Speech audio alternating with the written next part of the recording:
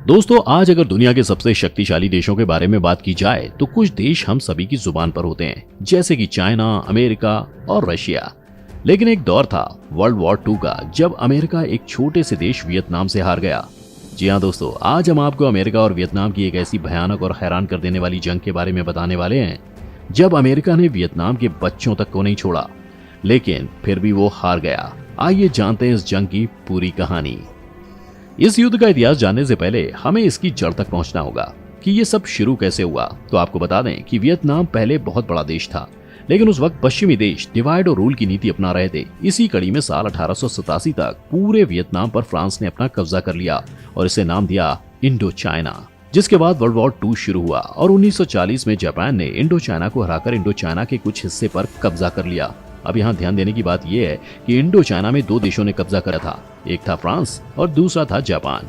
वहीं world war 2 के दौरान इंडो चाइना पर दूसरे देशों ने हमला करना शुरू किया तो हो ची मिन्ह का उदय हुआ। आपको बता दें कि हो ची मिन्ह इंडो चाइना के एक कम्युनिस्ट नेता थे और 1930 में इन्होंने इंडो चाइना कम्युनिस्ट पार्टी की स्थापना की।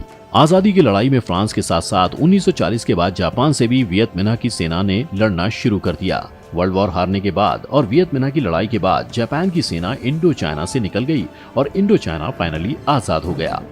इसके बाद साल 1940 में फ्रांस ने इंडो चाइना में अपनी कठपुतली सरकार बिठा दी, पर हो ची मिन्ह को ये फैसला बिल्कुल अच्छा नहीं लगा कि किसी और देश की कठपुतली सरकार हमारे देश को चलाए। जिसके बाद वियत मिन्ह ने अपनी सरकार से लड़ाई शुरू कर दी। 1940 में शुरू हुई इस जंग को फर्स्ट इंडो चाइना वॉर के नाम से जाना जाता है। साल 1940 से 1954 के लंबे समय तक चले इस वॉर में फ्रांस को वियतनाम के साथ शांति वार्ता करनी पड़ी, जिसे जिनेवा सम्मेलन 26 अप्रैल 1954 के नाम से जाना जाता है। इसके बाद इंडो चाइना को फ्रांस ने 3 अलग देशों में बांट दिया, जो थे लॉस, कंबोडिया और नॉर्थ और साउथ वियतनाम मिलाकर एक अलग देश बनाने का फैसला लिया। और ये समझौता किया गया कि नॉर्थ और साउथ वियतनाम 2 साल बाद एक चुनाव लड़ेंगे, जिसमें इन दोनों हिस्सों का एकीकरण होकर वियतनाम बन जाएगा।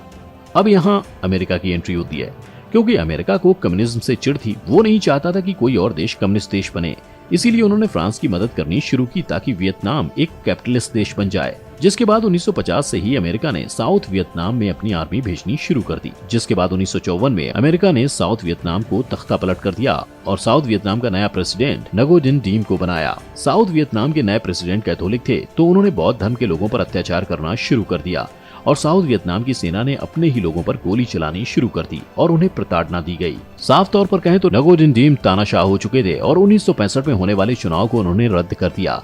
जिसके बाद हो ची मिन्ह ने चुप रहना सही नहीं समझा और कुछ ही दिनों में नॉर्थ वियतनाम से अपनी सेना साउथ वियतनाम में भेजने लगे।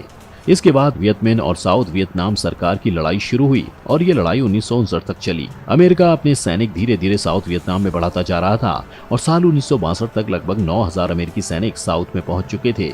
लेकिन अभी भी अमेरिका वॉर में नहीं उतरा था, क्योंकि उसके पास अभी कोई वैलिड कारण नहीं था। अब साउथ वियतनाम की जनता ने भी अपनी सरकार के खिलाफ भयंकर विरोध शुरू कर दिया था। अब पूरा वियतनाम नगो दिन डीम की सेना के खिलाफ हो गया।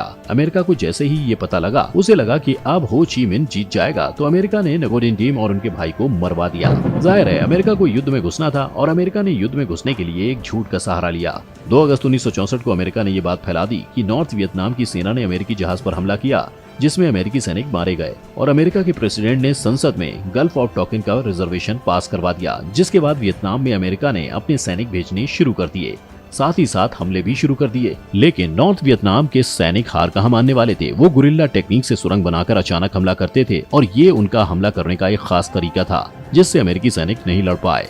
यूएसएसआर और चाइना भी लगातार वियतनाम की मदद कर रहा था।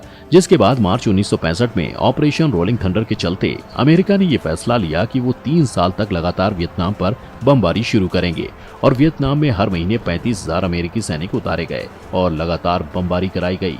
लगातार चल रहे इस युद्ध में नवंबर 1965 में अमेरिका के 365 सैनिक मारे गए। इस घटना के बाद अमेरिका ने साल 1967 में 5 लाख सैनिक और भेजे, लेकिन अमेरिकी सैनिक ऐसे माहौल में सरवाइव नहीं कर पा रहे थे। अब अमेरिका वियतनाम से जीत नहीं पा रहा था, तो उसने वियतनाम पर केमिकल वॉर करने का फैसला किया। जिसके बाद नेपम केमिकल और एजेंट ऑरेंज केमिकल का छिड़काव हेलीकॉप्टर के जरिए पूरे नॉर्थ वियतनाम पर किया, जिससे भयंकर तबाही मची। नेपम केमिकल के छिड़काव से वियतनाम के गाँव में भीषण आग लग गई, तो वहाँ से बच्चे अपनी जान बचाकर भाग रहे थे।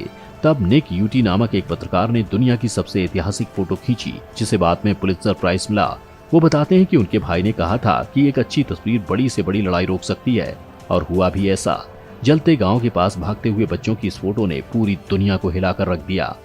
अमेरिकन सरकार की नींद हराम कर दी। इस फोटो को देखने के बाद और वियतनाम वॉर के क्लिप्स देखने के बाद अमेरिका में लोग अपनी ही सरकार के विरोध में आ गए। लाखों की संख्या में अमेरिकन अलग अलग जगह पर और व्हाइट हाउस के सामने आकर विरोध प्रदर्शन करने लगे, जिसका अमेरिकन सरकार ने जवाब दिया कि शांति रखिए, हम कुछ ही महीनों में वियतनाम को हरा देंगे क्योंकि वियतनाम की हालत खराब हो रही है। लेकिन ऐसा नहीं हुआ। इस बयान के कुछ दिनों बाद ही वियतमिन की सेना ने 1968 में टीईटी ऑफेंसिव नाम की जंग छेड़ दी और इसका मकसद ये था कि वियतनाम की सेना एक ही रात में पूरे साउथ वियतनाम पर हमला करेगी।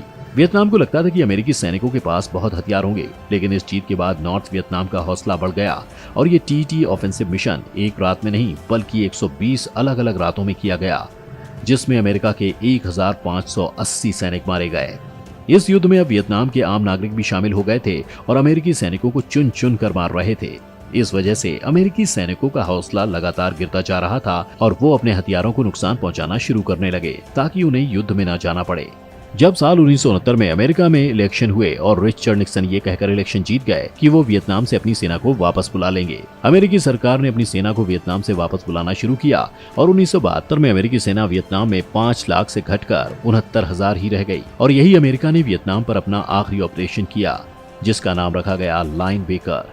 इस ऑपरेशन में अमेरिका ने नॉर्थ वियतनाम पर लगातार 20,000 बम गिरवाए, लेकिन इसके बावजूद भी वियतनाम की सेना का हौसला नहीं टूटा और अमेरिका ने अपनी इज्जत बचाने के लिए शांति वार्ता का सहारा लिया, जिसके बाद 27 जनवरी 1978 में पेरिस में शांति समझौता हुआ नॉर्थ वियतनाम, साउथ वियतनाम और अमेरिका के बीच। इस समझौते में लिखा था कि अमेरिकी सेना वियतनाम से पूरी तरह निकल जाएगी और साउथ वियतनाम और नॉर्थ वियतनाम एक हो जाएंगे, जिसके बाद 60 दिन के अंदर अमेरिका ने अपनी सारी सेना वियतनाम से निकाल ली और 30 अप्रैल 1975 में नॉर्थ वियतनाम ने साउथ पर हमला कर दिया और पूरे वियतनाम में फाइनली एक कम्युनिस्ट सरकार बन गई, जिसके बाद वियतनाम एक हो गया और इसका नाम रखा गया सोशलिस्ट रिपब्लिक ऑफ वियतनाम।